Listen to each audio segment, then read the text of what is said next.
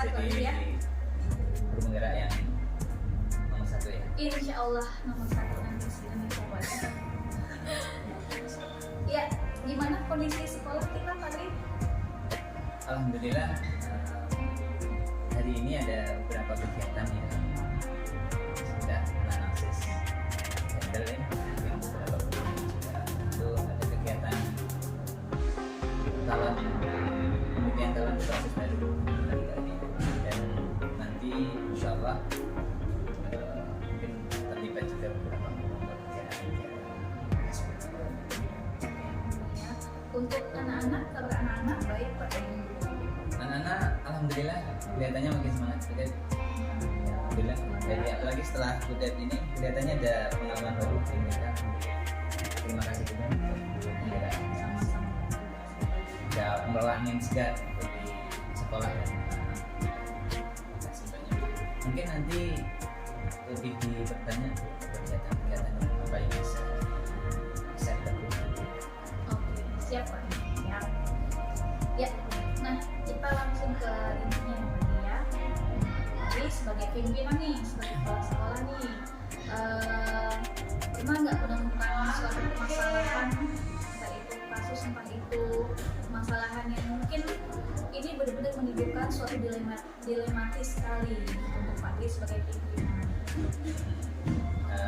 Membuat kadang-kadang kita memutuskan sesuatu jadi benar-benar memerlukan pertimbangan ya, karena sama-sama kondisi.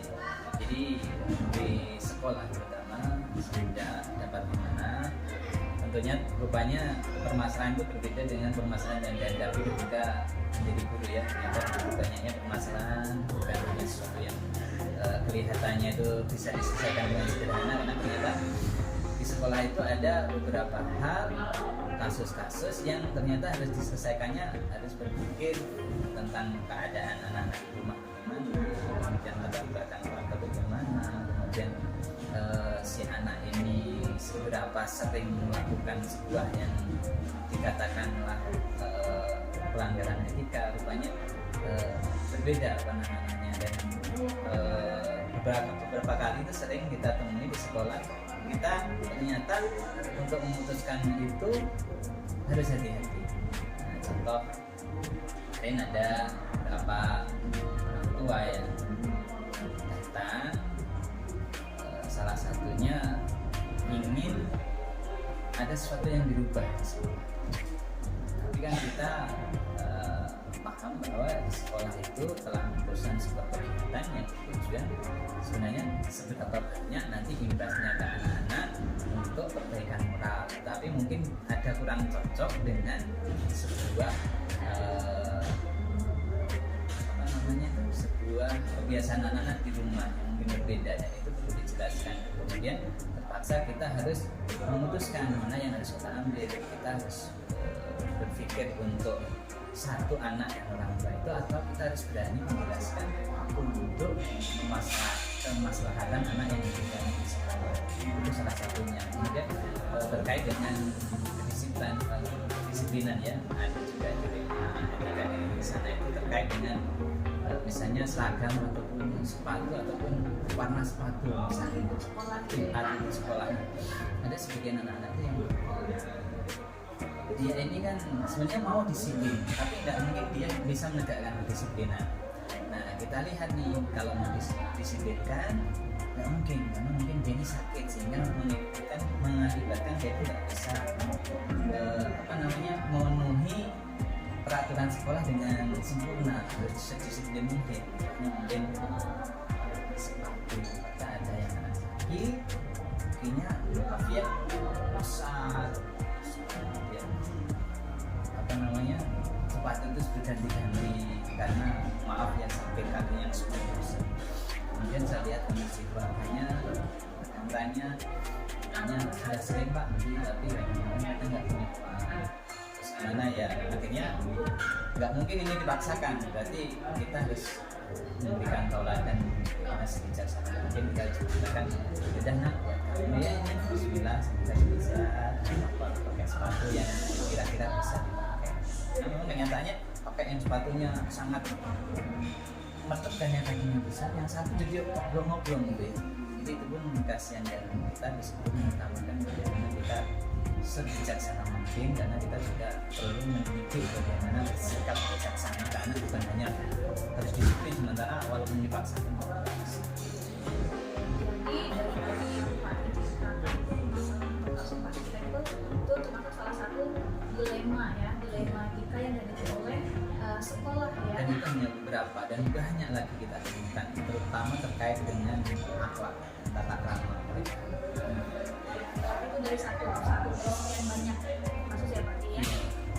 Oke, nah jadi sebagai pimpinan ya tadi, nah pada saat Pak mengambil keputusan, pertama ada kasus seperti tadi nih, ada dua kepentingan yang sama-sama benar sebenarnya. Kita memutuskan begini, tapi kita ya benar juga tadi kan kayak ribet sekolah gitu ya. Kita memutuskan begini, ternyata anak-anak ya memang mereka predasinya ada yang nggak mampu, ada yang sakit, alasan yang memang benar juga sebenarnya ya. Nah, jadi bagaimana nih akhirnya Pak Di menjalankan atau mengambil keputusan yang harus Pak Di putuskan? Sebenarnya berat ya untuk memutuskan itu ya, karena memang sama-sama pentingnya. Tapi kan kita harus melihat kepada sebenarnya keteladanan, kembali ke keteladanan. Sebenarnya apa keteladanan saya, contoh apa yang baik, kebijaksanaan apa, sikap apa yang harus saya sampaikan kepada anak-anak. Maka kemudian saya mengambil, ketika ini anak ini bisa diambil pakai hatinya dengan cara apa, maka saya kemudian menampilkan yang kira-kira itu satu di anak-anak bisa mencontoh sikap saya, kemudian yang kedua di hati saya nyaman. Nah kayaknya gitu, yang penting hati saya nyaman, hati saya nggak melanggar agama, kemudian tidak melanggar apa namanya itu, melanggar tata krama akhlak, kemudian saya juga artinya nggak tertekan oleh sikap yang kurang baik yang harus saya lakukan. Maka saya ambil aja yang kira-kira ini secara akhlak ini baik, saya ambil, kemudian secara kebijaksanaan saya juga termasuk bismillah lah bijaksana, kemudian di anak mudah-mudahan bisa nyontoh apa yang saya lakukan. Ini pun saya memutuskan ini, saya terangkan alasannya ini karena ini, bukan serta-merta seperti ini tanpa ada mereka paham apa yang saya sampaikan. Saya perbolehkan ini karena ada ini, dan juga karena satu di hati saya nyaman, dan saya berharap si anak ini mencontoh dan bisa saya ambil hatinya. Mudah-mudahan mereka ini secara berusaha menyempurnakan saya sebagai seorang siswa itu bagaimana nanti datang dari hati mereka, bukan karena takut lagi, bukan karena saya tekan seperti itu ya. Walaupun kadang-kadang hasilnya ya kok kayaknya malah dibuat main-main ini malahan, tapi ya terus saja terus dinasihati, karena bisa kita itu, kalau enggak kita paksakan tetap sama hasilnya juga nggak bisa. Jadi mending yang nyaman di kita dan tetap kita pantau. Selamat. Terima kasih Pak Dia tadi jawaban masih dijalankan baik sekali ya. Memang berat sih, tapi ya bismillah lah. Mungkin Pak Di bisa merinci ya tahapan-tahapan atau langkah atau prosedur yang Pak Di lakukan dalam mengambil keputusan. Jadi mulai dari tahapan yang pertama itu apa aja, selanjutnya apa, bisa dijelaskan. Kalau yang selama ini ya memang ternyata begitu berhadapan dengan sebuah permasalahan itu rupanya kompleks banget ya. Jadi yang pertama biasanya saya lihat itu seberapa sering sih sebenarnya anak ini berbuat sesuatu yang baik. Jadi hal positif apa yang mereka lakukan? Kok ini melakukan sebuah problematika sebagai seorang siswa. Kalau dulunya juga sudah banyak melakukan hal-hal positif, mungkin ini masuknya kan ke apa namanya, mungkin kekhilafan. Jadi saya ambillah, oh ini yang pertama, anak ini kebiasaannya dulu, kebiasaan yang pertama ya, kebiasaan yang sudah terjadi di masa lalu ini kebiasaan yang baik, banyak baiknya atau banyak buruknya, itu yang pertama. Kalau memang oh ini anak memang kebiasaannya di sebelumnya memang kebiasaan nggak baik ini, nanti saya penanganannya pakai yang nomor kedua, biasanya adalah saya akan melihat seberapa sering dia melakukan kesalahan yang sama. Tapi kalau memang biasanya tidak positif, maka saya akan lakukan bahwa mungkin ini sebuah kesilapan, kemudian saya maafkan dan saya berikan penekanan, meyakinkan ke anak ini bahwa kamu pasti setelah ini akan lebih baik. Nah, ingat bahwa ini adalah sebuah kesilapan. Kemudian yang kedua, dukung dan terus ada pantau, kemudian diingatkan, didoakan. Pokoknya itu diingatkan, dipantau terus. Pokoknya misalnya ada yang sudah melakukan maaf ya, kesilapan, kesalahan, kemudian kita kan ada sistem punishment point ya, sampaikan poin kalian sudah sini, tolong ya jangan melakukan ini lagi. Ini tidak lumayan daripada kita ngasih poin nunggu dia pelanggaran lagi. Jadi sebelum dia melakukan pelanggaran lagi, kita pantau, kita kembali ingatkan, nah poinnya tolong ya, tolong jangan melakukan lagi. Pak, ibu guru di sekolah masih ingin untuk bersama-sama, sekolah bersama kamu. Tadi dari tahapannya yang pertama melihat sisi positif anak itu dulu ya, ada pelajaran yang dilakukan, kita lihat posisi positifnya dulu. Kemudian yang kedua tadi, kalau misalnya masih tetap melakukan pelanggaran, kemudian kita sampaikan alasan yang baik gitu ya. Betul, yang paling penting di awal itu kita harus memenuhi diri kita dengan berbaik sangka ke anak itu, walaupun nanti memang biasanya itu pertama baik sangka bahwa dia kalau mengulang ini ada sana. Ada yang biasanya memang buruk terus nih, banyak buruknya nih kebiasaan yang lalu. Setelah kita tadi yang terakhir ini, kita sampai yakinkan, nah ini insya Allah adalah terakhir kamu melakukan sebuah kekhilafan depan, insya Allah kamu tidak. Saya tadi yang mudah-mudahan dulu terus belajar dari budaya, bisa belajar, katanya kan doa, usaha doa, aslinya tidak ya, usaha mengajarnya sih sudah serahkan pada pemiliknya.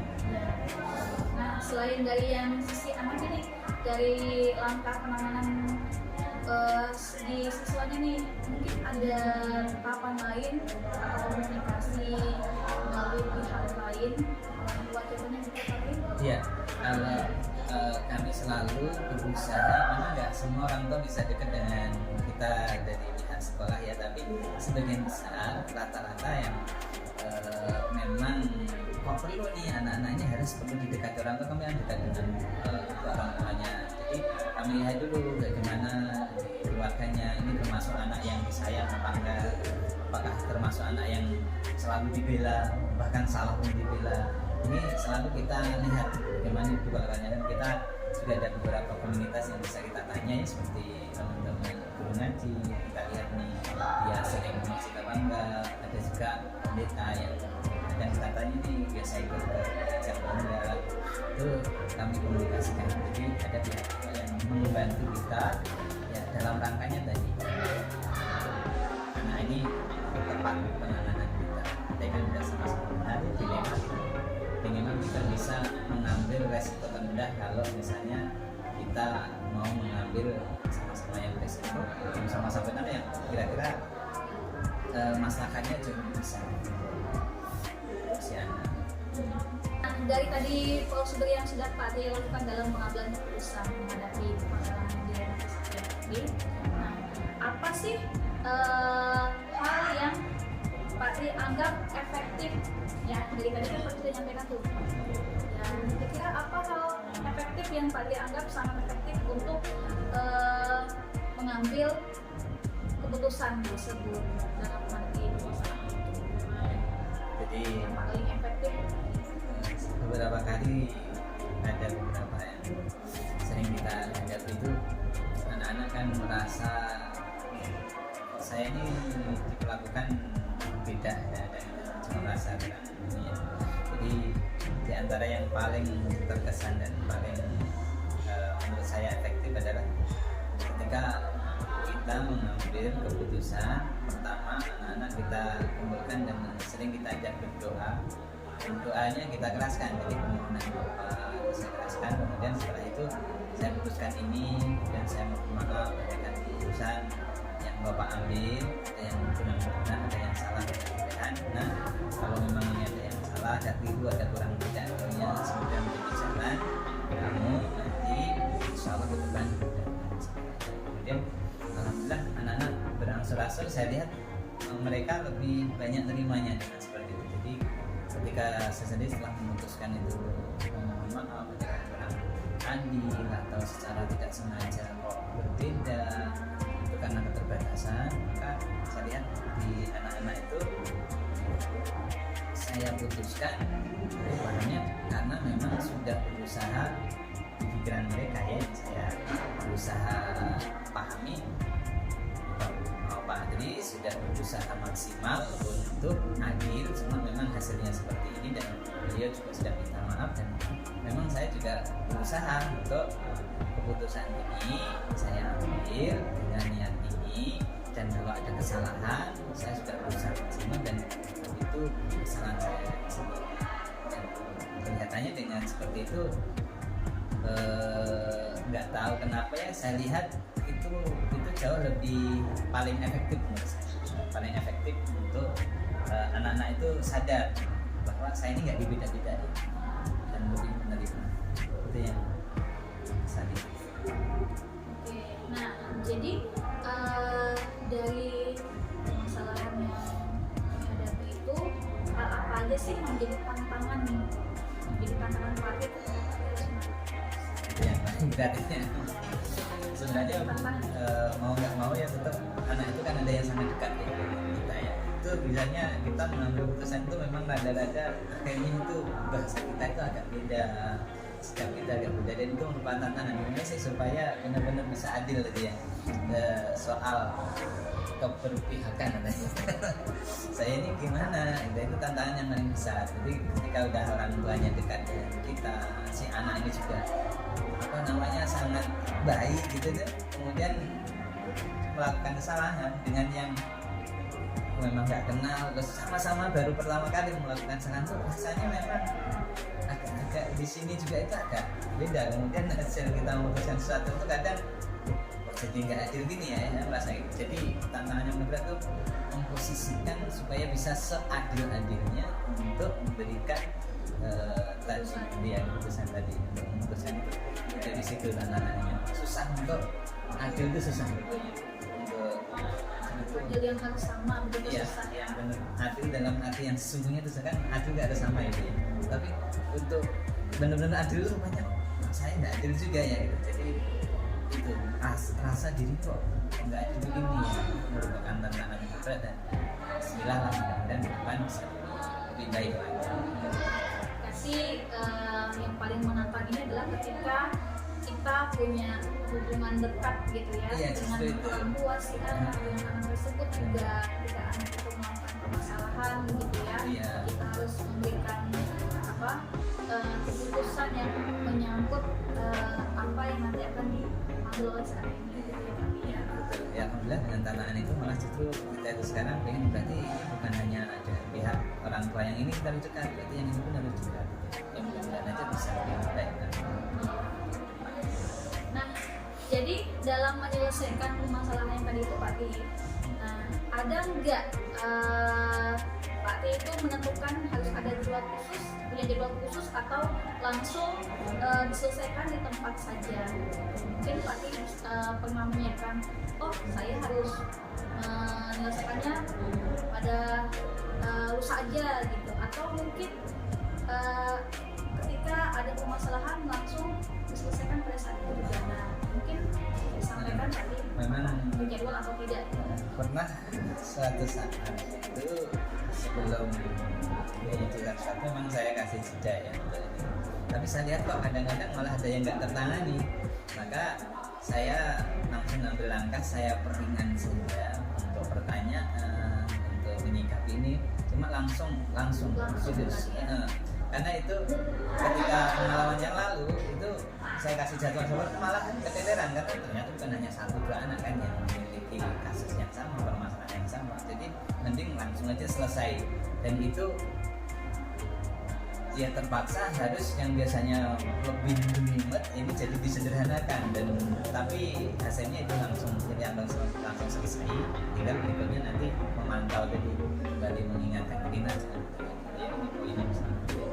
Berarti ketika ada permasalahan segera diselesaikan lebih baik gitu ya, langsung supaya tidak terlalu larut Iya. gitu ya. Kadang kan malah ada yang lupa. Setelah diselesaikan langsung diselesaikan, terus kemudian untuk refleksinya tinggal pemantauan dan informasi. Saya selalu dengarkan pengajaran. Oke, nah jadi dari semua menghadapi permasalahan ataupun pengambilan keputusan yang sudah dijalankan, nah adakah orang atau faktor-faktor yang selama ini nih mempermudah Pak Ri dan bisa membantu Pak Ri banget dalam mengambil keputusan? Orang atau faktor-faktor lain yang mempermudah Pak Ri dalam mengambil keputusan? Sebenarnya bukan hanya ya sekali kan. Saya itu bisa memutuskan sesuatu kan ada pertolongan, pertama di teman-teman masukan dan sebagainya yang membuat saya itu yakin bahwa saya bisa memutuskan ini. Itu saya merasa banyak sekali dan karena memang pertolongan itu ya dari teman-teman dulu, bahkan dari orang tua juga yang ke sekolah itu sangat yakin gitu lah, sudah percaya banget lah, saya percaya anak harus sekolah. Menurut saya itu pertolongan yang luar biasa dari pihak orang tua yang gitu yakinnya, dan buat kita tuh jadi lebih ada kesungguhan untuk udah dipercaya ini saya harus sebaik mungkin untuk memberikan yang terbaik ke orang tua. Karena ada yang meyakinkan kalau di rumah Pak nggak ada lagi, nggak ke sekolah, itu malah justru kami jadi merasa tertolong dan terbantu, diberikan semangat dan tentunya dari Ini banyak kolaborasi yang bisa membantu. alhamdulillah banyak, dan anak juga banyak yang membantu kan, yang masih Pak Tri ini gimana kalau begini ngasih masukan juga khusus dari Memang butuh dukungan dari semua pihak ya. sangat besar dan Dan betul, sangat membantu sekali, dan kita lebih lebih merasa kuat gitu ya. Oke Pak Tri, dari semua hal yang tadi Pak Tri sampaikan, ya, pembelajaran apa sih yang Pak Tri bisa petik sebagai pimpinan atau sebagai kepala sekolah nih, dan pengalaman dalam pengambilan keputusan itu bisa disampaikan, pelajaran yang bisa Pak Tri petik dalam pengambilan keputusan? Bahwa semua yang kita lihat itu ketika kita sudah di hadapan itu belum tentu kita bisa menjalannya dengan baik, dan ketika sudah menghadapi dengan anak dengan berbagai macam permasalahan yang mereka lakukan, itu ternyata kita perlu menjadi contoh suri tauladan yang baik bagi mereka, yang bukan hanya kita menuntut mereka berubah, tapi rupanya memang sebenarnya saya yang harus berubah, saya lah yang harus banyak belajar, saya lah yang harus memberikan saya itu pengennya anak seperti ini, berarti saya harus begini, itu saya. Jadi arahnya itu justru kalau ada anak-anak yang salah, pembelajaran yang paling saya terima adalah sepertinya ini awalnya dari saya, kurangnya contoh yang baik, kurangnya mendoakan, kurangnya mengangkat ketika dia sudah melakukan kebaikan. Kadang orang itu kalau sudah anaknya melakukan kesalahan yang melakukan kebaikan itu rasanya itu kayak udah nggak salah aja semuanya, dan itu bisa mematikan nurani si anak, makin nggak percaya diri itu nuraninya. Jadi ketika kita sudah melihat diri kita, menurut saya yang harusnya supaya mengawali, kemudian si anak ini ketika ada melakukan kebaikan kecil apapun kita angkat contoh suri tauladan, dan bagaimana kita mengangkat anak yang sudah mulai belajar baik itu merasa dihargai, bukan merasa salah terus ini, tapi justru merasa terhargai. Oh saya berubah segini, yang biasanya mungkin sering diejek temen lah, sering dihina temen lah, sering diejek temen lah, kemudian sering direndah-rendahkan temen lah. Oh ternyata berhadapan dengan kita, kebaikan kita diangkat, jadi merasa oh ternyata berbuat baik itu sepertinya dihargai ya. Jadi keteladanan sama anak-anak itu bagaimana mengangkat, menghargai, memberikan bahagia, berupa kita angkat saja, walaupun hanya terima kasih, kemudian doa itu lebih mengucap jadinya anak-anak daripada kita kasih barang. Berarti intinya untuk pengalaman ataupun pembelajaran yang Pak bisa ambil itu pertama perlu refleksi diri dulu Iya. gitu ya, refleksi diri dulu, mulai kemudian memberikan teladan yang baik kepada anak gitu ya, dan juga memberikan reward dalam bentuk sebuah penghargaan yang mungkin dalam ujian gitu ya, supaya entah mungkin memunculkan sisi positifnya mereka, supaya nanti mereka juga lebih semangat gitu ya dalam melakukan kebaikan dan perubahan. Alhamdulillah, dan itu lebih nyaman juga di hati kita. Jadi kita ke anak ini memaksa dan kemudian seolah masih diikut-ikutan ada kesalahan anak, malah kita itu kan mengeceh gitu ya. Itu jauh lebih nyaman kemudian kita angkat, kita doakan dan memaksa untuk kebaikan bayi itu. Berarti setelah menghadapi berbagai macam problematika nih dan pelanggaran ataupun kasus yang jadi problematika di lingkungan sekolah ini, apakah sudah berhasil menangani semua dan sudah berhasil dijalankan Ini yang sering kita diuji. Jadi kadang kita merasa kok kayaknya ini kayak nggak berhasil ya, gitu. Padahal sebenarnya berhasil. Itu keberhasilan nggak bisa dilihat langsung tampak oleh matanya anak, tapi jadi dalam hatinya anak-anak itu yakin atau tidak yakin itu berbeda. Walaupun ketika kita sudah menanganinya dengan baik tadi ya, kemudian ketauladanan tadi, walaupun anak ini ngulang, tapi di dalamnya itu udah ada kebaikannya. Walaupun akhirnya ngulang lagi, itu tidak di sana itu udah ada dasarnya, udah ada kebaikan. Itu sebenarnya sebuah keberhasilan sebenarnya ya. Cuma orang tuh nggak melihat bahwa itu sudah berhasil. Taunya menang lagi, gagal bukan. Itu berhasil itu memang belum nampak masih di dalam pelan ya, benar. Itu yang harus saya pahami bahwa jangan menganggap gagal. Udah berubah, udah beda. Walaupun kesalahannya yang diulang itu sama, tapi sudah beda senyumnya ketika ditegur, ketika keikhlasan sudah berbeda. Dan itu insya Allah entah sampai kapan ya, suatu saat pasti dia akan mengingat itu dan nurani orang itu pasti pengennya jadi anak itu pasti. Kalau saya melihatnya itu udah berhasil kok.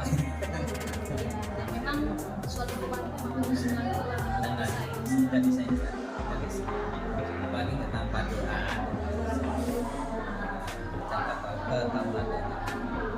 Oke, terima kasih tadi ya, sangat baik sekali ya yang saya lihat tadi dan amati dan saya pengambilan keputusan yang dijalankan sudah sangat baik ya. Semuanya memang keputusan kami juga memang pihak murid juga ya, semuanya memang keputusan murid, jadi memang solusi yang diambil juga memang sudah solusi yang mendatangkan kebaikan untuk guru, pertama dalam memberikan tentu yang paling utama ya kepada siswa, supaya nanti pelanggaran ataupun kasus yang terjadi di sekolah ini sudah sangat ya. Terima kasih lagi atas waktunya, semoga sekolah yang baru dipimpin ini bisa lebih sukses lagi, lebih baik lagi dan supaya anak-anak juga memiliki karakter yang lebih baik lagi, supaya tidak ada pelanggaran yang mengharuskan kepala sekolah mengambil keputusan yang berat. Oke, terima kasih Pak Di. Assalamualaikum warahmatullahi wabarakatuh.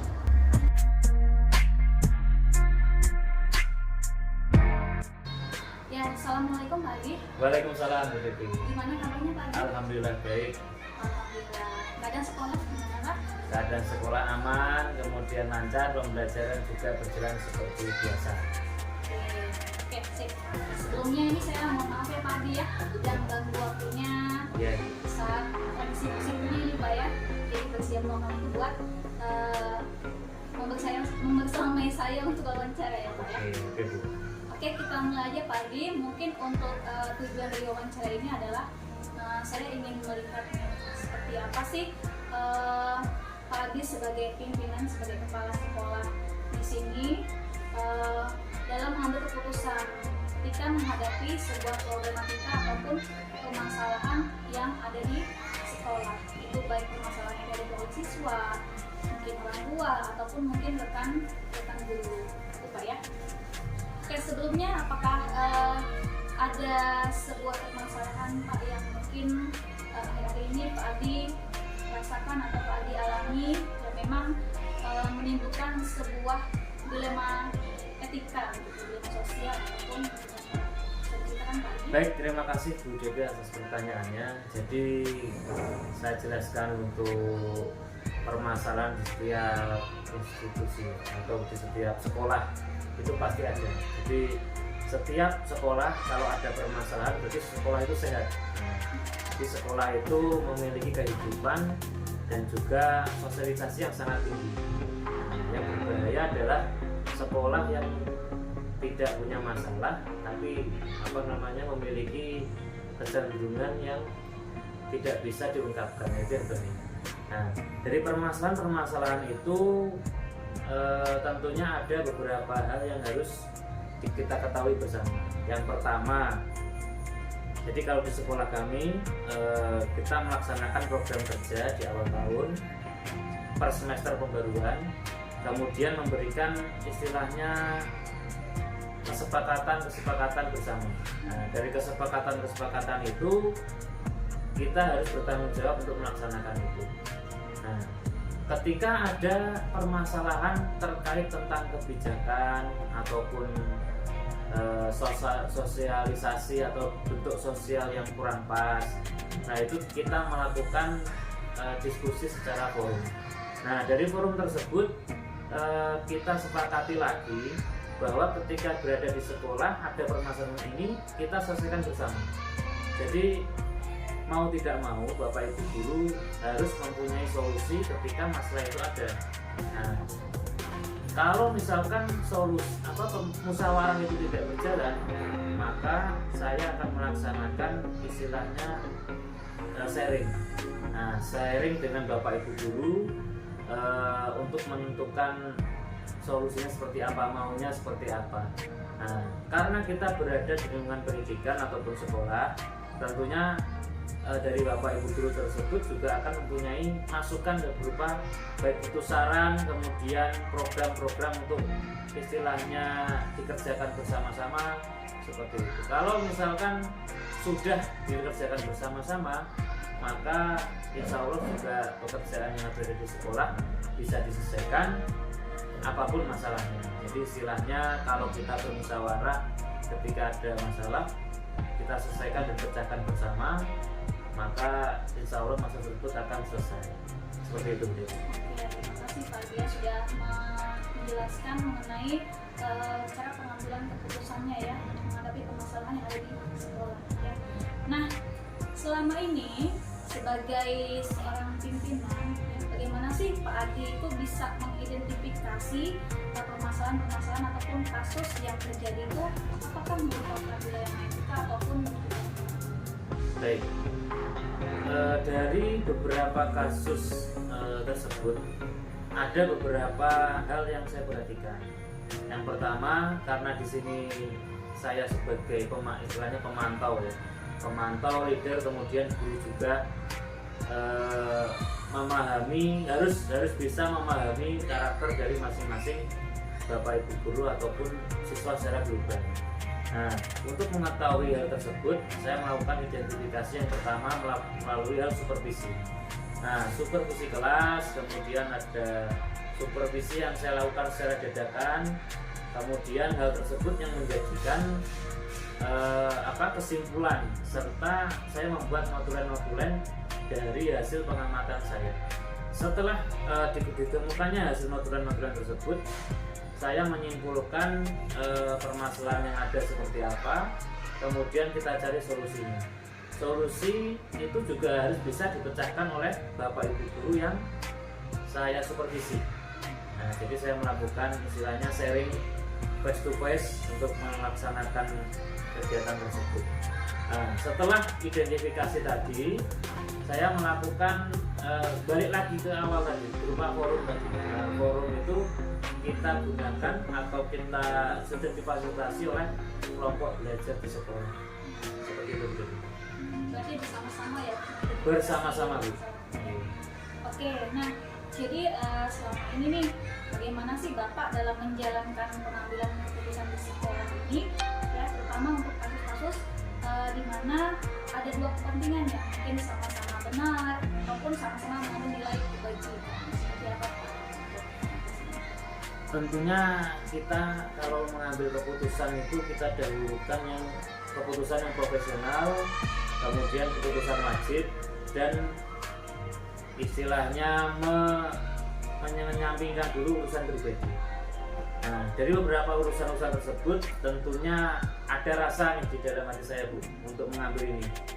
Dari sisi istilahnya kenal juga kenal, udah dianggap seperti keluarga. Tapi apabila ada bapak ibu guru ataupun anak-anak yang melakukan kesalahan, tentunya harus kita melakukan hal yang semestinya. Istilahkan memberikan teguran, apapun itu tetap kita lakukan. Jadi keputusan yang saya ambil adalah bersifat profesional dan juga mendahulukan yang wajib terlebih dahulu dan menyampingkan urusan pribadi. Lebih itu, Bu. Jadi untuk samping untuk keputusan yang menyangkut kepentingan pemilu ya Pak ya? Betul. Oke, baik. Nah, bisa Bapak rinci lebih detail lagi tadi langkah-langkah ataupun prosedur yang Bapak lakukan dalam pengambilan keputusan? Baik. Untuk langkah-langkah ataupun prosedurnya, kita sudah memiliki istilahnya susunannya. Jadi terdapat susunan-susunan istilahnya baik itu dari program kerja, kemudian istilahnya ketertiban guru, ketertiban siswa, itu kan sudah berada di dalam peraturan sekolah. Nah, dari situlah peraturan-peraturan itu dimaknai dan dibersamai oleh Bapak Ibu guru untuk lebih paham supaya bisa mengendalikan ataupun bisa melaksanakan hal tersebut tepat sesuai sasaran. Seperti itu. Baik. Nah, kemudian dari beberapa tadi prosedur ataupun langkah yang tadi sudah Pak Adi sampaikan, hal apa sih yang Bapak anggap paling efektif dalam pengambilan keputusan? Yang paling efektif adalah berbicara ataupun sharing face to face. Nah, ketika kita sharing dengan teman atau rekan guru, rekan Bapak Ibu guru, kita lebih menjadi dekat. Nah, dari kedekatan inilah muncul beberapa ide-ide cemerlang untuk menyelesaikan masalah tersebut atau sebuah persoalan-persoalan yang bisa kita selesaikan bersama. Seperti itu. Berarti kita harus saling mendekatkan diri dulu ya. Betul. Keterbukaan. Oke, sangat bagus sekali Pak. Nah, tadi kan sudah ada langkah apapun yang bisa Bapak ambil untuk mengatasi ya. Tadi langkah kedekatan. Nah, kira-kira ini apa ada hal yang menjadi tantangan Pak? Kalau misalnya ada bisa disampaikan Pak dalam pengambilan keputusan itu. Baik. Tantangannya apa? Tantangan yang pertama, kita tidak bisa memaksa seseorang itu harus sesuai keinginan kita. Yang pertama tantangannya. Tapi kita harus mempunyai satu tekad dan tujuan yang sama. Karena kita berada di institusi yang sama, di dunia pendidikan yang sama, tujuannya juga untuk anak-anak. Maka disinilah kita harus menekan masing-masing itu. Nah, makanya kita butuh sharing dengan face to face. Nah, disitulah kita bisa istilahnya bertukar pikiran, istilahnya menurunkan ego dengan mendahulukan kepentingan bersama. Seperti itu. Ya, baik Pak. Nah, ketika mengambil keputusan ataupun mengatasi masalah yang sudah ada di ya Pak ya, apakah Pak Ardi membuat suatu jadwal tertentu atau jadwal khusus dalam pengambilan keputusan ataupun dalam mengatasi permasalahan itu, ataukah penyelesaiannya dilakukan secara langsung? Ada beberapa kriteria persoalan yang harus diselesaikan secara langsung, kemudian memang terjadwal ataupun global. Nah, untuk penyelesaian masalah secara langsung, apabila terdapat istilahnya konflik, misalkan anak berantem itu, Nah, misalkan anak berantem, itu kan ada konflik. Jadi di hari itu juga masalah juga harus selesai dengan cara memanggil kedua orang anak misalkan, kemudian kita sampaikan ke orang tua. Jadi orang tua sudah copy jika anaknya ada istilahnya kesalahan, nah, dalam bentuk mungkin berantem dengan temannya. Itu yang contoh masalah yang harus diselesaikan pada saat juga.